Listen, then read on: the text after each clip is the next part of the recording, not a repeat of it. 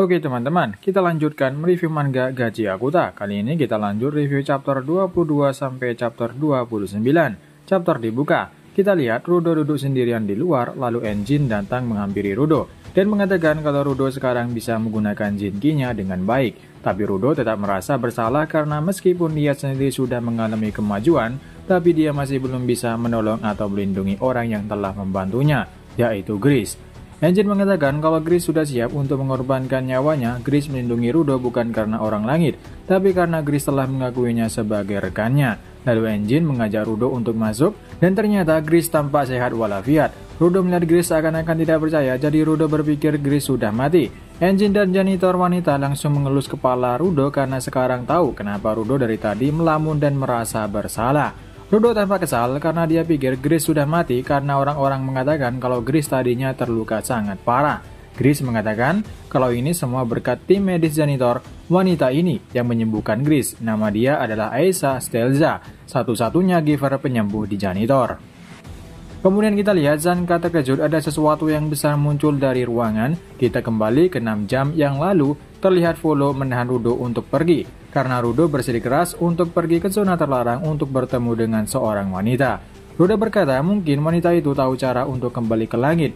Lalu Enjin datang. Enjin berkata kepada Rudo, jika ingin pergi ke sana kau harus benar-benar siap karena dia ada di sana di tengah-tengah zona terlarang. Jadi Rudo harus memastikan informasi dan kekuatan Rudo karena menurut Enjin Rudo harus tahu batasan penggunaannya, kelemahan, dan lain-lain. Di sini Enjin akan ikut dengan Rudo ke tempat wanita itu. Enjin juga mengingatkan bahayanya Vandals karena saat ini mengincar Rudo. Rudo bertanya bagaimana orang seperti Vandals menjadi giver. Enjin menjawab tidak semua orang baik dan tidak semua orang bisa merawat barang dengan baik. Meskipun mereka terlihat baik, tetapi mereka memperlakukannya dengan buruk. Dan sebaliknya, seseorang yang kelihatan jahat mereka bisa menghargai benda. Jadi siapapun bisa menjadi giver. Rudo merasa bersalah dalam hatinya, mengatakan kalau dia telah mengira orang jahat tidak merawat benda mereka. Seperti apa yang dikatakan Enjin untuk bersantai, Rudo terlihat tiduran di ruangannya seperti orang pengangguran. Rudo berkata kalau dia tidak bisa tidur dengan nyenyak. Dia ingin menyelam ke tempat sampah. Tiba-tiba Rio masuk yang mengejutkan Rudo. Rio ingin mengajak Rudo keliling markas janitor.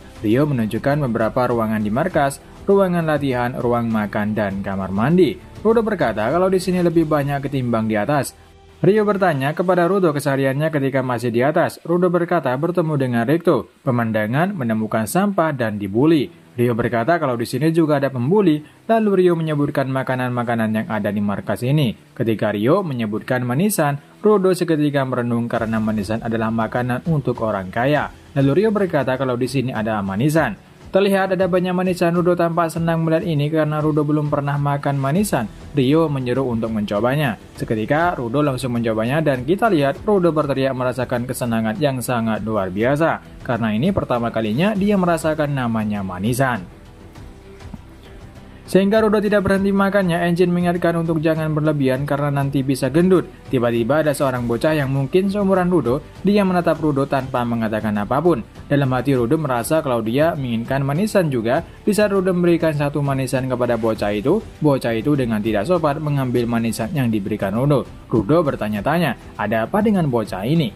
Kemudian kita melihat Zanka mendengar percakapan Enjin dan Rio. Enjin mengatakan kalau Rudo telah menghabiskan semua manisannya. Zanka bertanya-tanya apa yang dia lakukan. Dan kita kembali saat ini.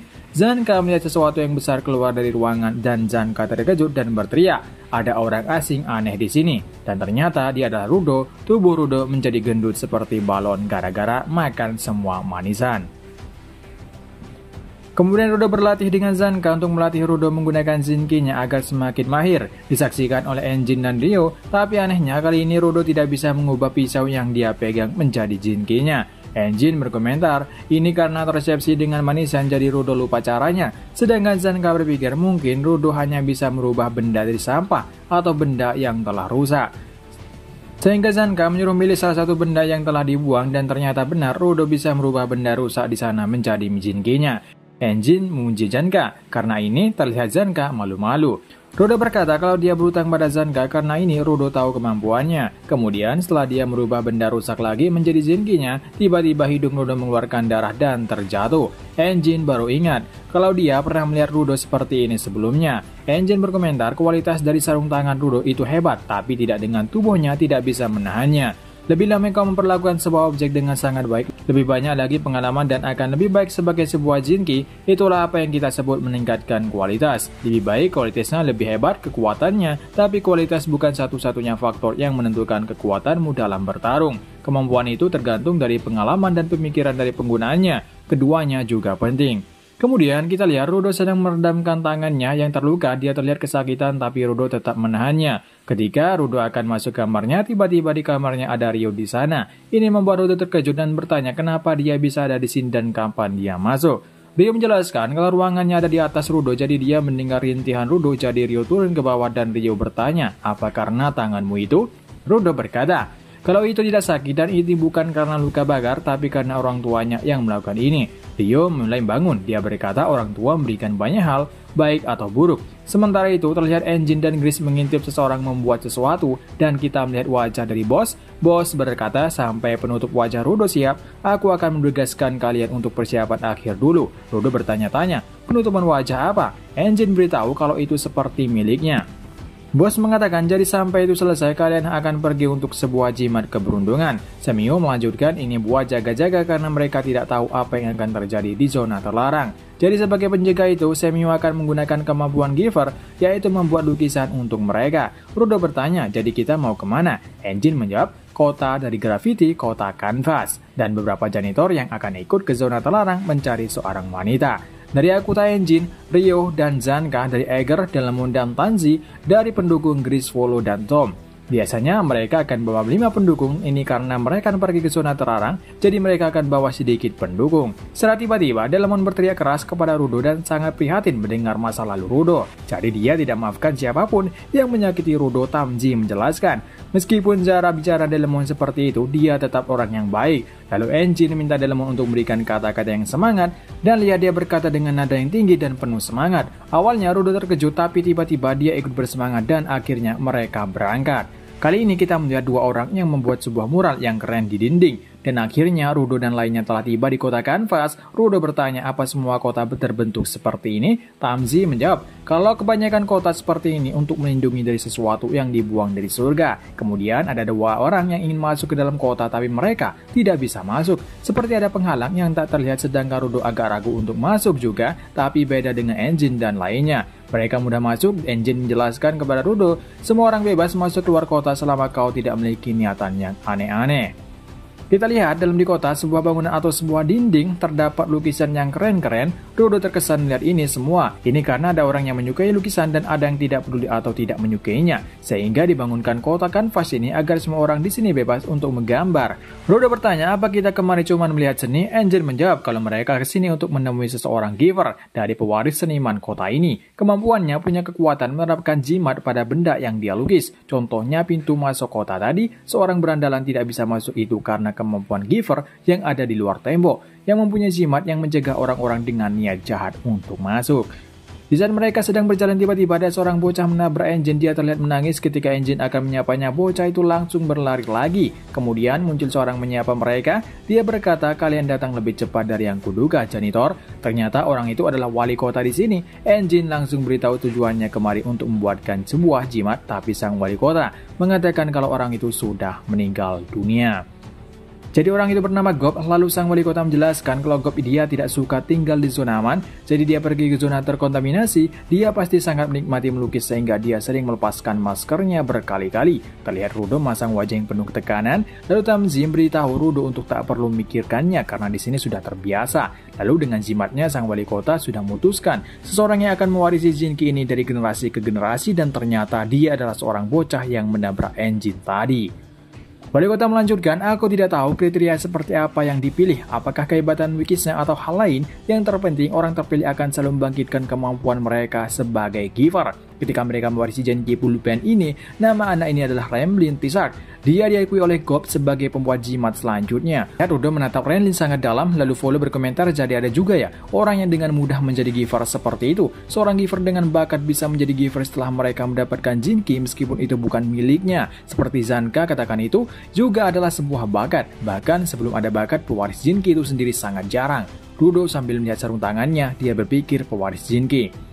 Wali kota melanjutkan, Remlin sangat dekat dengannya, dia seperti kakak baginya. Gob terlihat sangat menikmati melukis. Secara dia melukis menunjukkan dia sangat menyukai apa yang dia lakukan, baik itu permintaan seorang atau bukan. Engine terlihat bersedih karena dia tahu Gob. Engine berkata, aku rasa aku tidak akan melihat senyumannya lagi. Di saat Engine berkata, Remlin, aku akan kembali untuk bermain-main, jaga dirimu baik-baik. Di saat itu juga Remlin berhenti menangis, dia menggosok air matanya lalu berkata, itu dia, sudah cukup menjadi murung, sekarang adalah festival. Remlin berlari sambil membawa pulpen Gob lalu dia berkata, di atap. Remlin duduk dengan menjamkan matanya, dia berkata, itu benar, memang menyakitkan dan menyedihkan bahwa Gob telah meninggal. Tapi dia tidak akan menikmati dirinya di dalam baka jika semua orang menangis. Lalu Remlin mulai membuka pulpennya dan mengangkatnya ke atas. Terlihat muncul sebuah kilatan dan di saat dia mulai melukis keluar sesuatu yang besar di sana. Bisa kita lihat pulpen berubah menjadi sebuah kuas yang indah dan keren. Dengan penuh semangat, dia mulai melukis dan keluarlah sebuah kembang api yang sangat bagus. Remlin berkata, waktunya kita bermain. Mari kita bermain dan melukis. Terlihat semua penduduk kota bersorak gembira sambil membawa cat mereka. Sedangkan Rudo menatap ini mengingatkan dia dengan Rikto. Sementara itu wali kota minta maaf kepada Engine karena mantranya akan membutuhkan waktu yang lama. Kita lihat kali ini wajah Rudo dilukis oleh Remlin. Rudo terlihat marah yang apa yang dia lakukan pada wajahnya. Remlin malah tertawa keras. Sang wali kota berkomentar kalau sekarang dia tahu orang yang menjadi pembuat jimat. Sekali lagi Remlin mengenalkan dirinya kalau dia sekarang adalah pembuat jimat yang baru, dia juga perlu izin untuk membuatnya. Kali ini Rudo mulai membuka bajunya dan berikan punggungnya kepada Remlin untuk digambar. Jadi permintaannya adalah mengurangi luka parah dan seketika pulpen Remlin berubah menjadi sebuah tulisan seperti alat untuk membuat tato. Engine bilang tahan dulu, dia bertanya, kau akan membuat tato? Remlin menjelaskan ketika dia berpikir untuk membuat tato, pulpennya berubah seperti ini. Jadi itu kemampuan untuk mewujudkan alat lukis yang diinginkan Remlin. Sehingga Remlin mulai serius dan merubah pulpennya menjadi alat lukis lainnya. Lalu Remlin berkata, bolehkah aku menggambar grafiti jimat di tubuhmu? Dan akhirnya Rudo dan lainnya sudah digambar. Terlihat Remlin kelelahan karena itu.